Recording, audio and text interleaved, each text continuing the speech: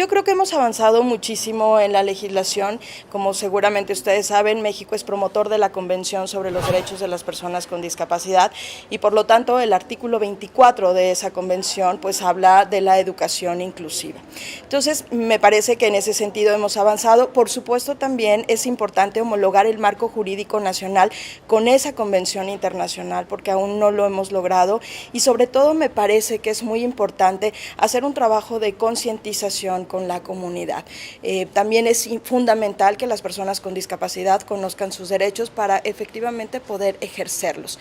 Entonces, y hay que darle difusión a esta convención para que la gente pues la conozca, la promueva y ejerza su derecho. Los Objetivos de Desarrollo Sostenible me parece que son bastante ambiciosos y hablan de una educación de calidad, pero para poder tener una educación de calidad me parece que es muy importante trabajar con diversos actores. Por supuesto, las personas con discapacidad deben de ser incluidas dentro del ámbito regular, pero también es muy importante la formación de los maestros que van a trabajar con ellos. Necesitamos la sensibilización de las autoridades, porque también esto es un tema de presupuesto y las autoridades tienen que saberlo y necesitamos invertirle también a este tema. Me parece que las familias también necesitamos trabajar de la mano con ellas porque ellas son pues pilar fundamental para la inclusión del colectivo con discapacidad y por supuesto también incidir en las políticas nacionales para que efectivamente se homologuen con la Convención sobre los Derechos de las Personas con Discapacidad. Mira, yo creo que lo más importante de todo, y lo señala también la propia convención, es que debemos escuchar a las personas con discapacidad. O sea, el mejor referente para poder trabajar con ellos son ellos mismos. Ellos nos van a dar las pautas, nos van a dar las estrategias para su inclusión. Desde luego también parte importante es la familia y poder, me parece que necesitamos también que los profesores se formen cada vez más en este ámbito. Tú preguntabas hace un momento de los retos y uno de los retos es que los planes de estudio de las carreras en licenciatura sean obligatorios y que se vea el tema de la discapacidad de una manera transversal.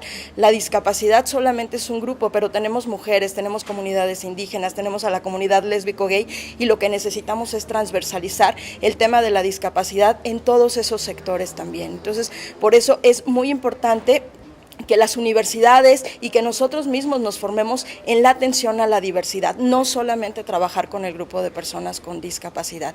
Y esa es la invitación y hacerlo de la mano con las personas con discapacidad, con sus familias y organizaciones. En la UNAM tenemos el Comité de Atención a las Personas con Discapacidad en la UNAM, es decir, el CADUNAM.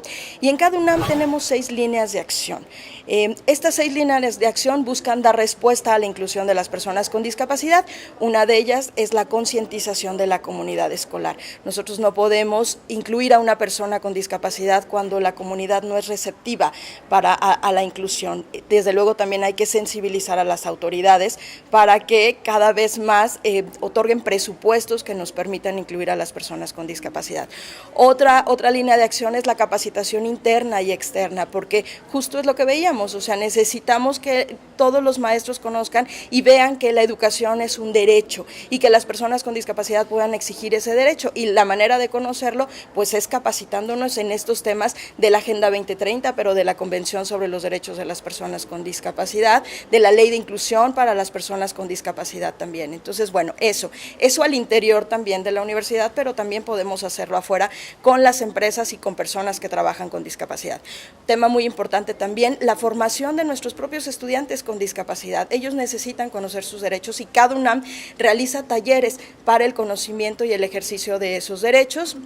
Otra línea más es la difusión, o sea, necesitamos hacer ruido, necesitamos que el tema se conozca, necesitamos que el tema esté en redes sociales y desde luego que también sea con una filosofía del modelo social y de derechos humanos de las personas con discapacidad.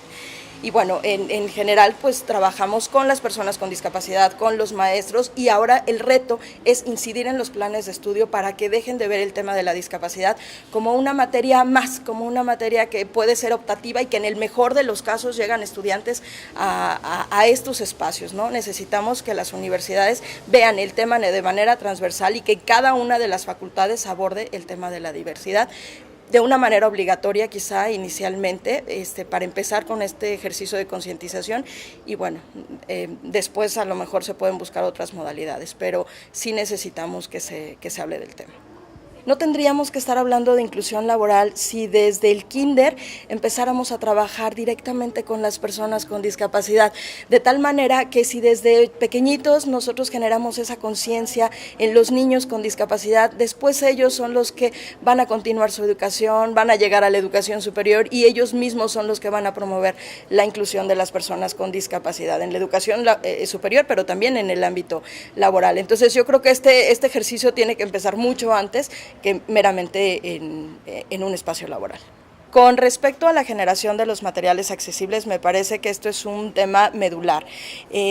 La Unión Mundial de Ciegos refiere que menos del 1% de las publicaciones que se generan en el ámbito educativo son accesibles a las personas con discapacidad y por lo tanto es fundamental. Si nosotros no contamos con libros en las escuelas, pues imagínense cómo va a poder una persona formarse, cómo lo haríamos nosotros si no hubiéramos tenido libros desde la educación básica. Entonces los materiales son muy importantes y los formatos son diversos, desde la lengua de señas mexicana, que tendría que haber un intérprete de la lengua de señas mexicana en cada una de las facultades dentro de la universidad, por supuesto, pero también los materiales en braille, en macrotipo, en audio, los materiales en versiones de fácil lectura para las personas con discapacidad intelectual, así como también el uso de los pictogramas y también los lectores de pantalla que perfectamente pueden ser instalados en cualquier computadora dentro de una universidad. O sea, lo importante es abrirnos a esa posibilidad, entender que hay una variedad importante de formatos y que, de acuerdo con la convención, son las propias personas con discapacidad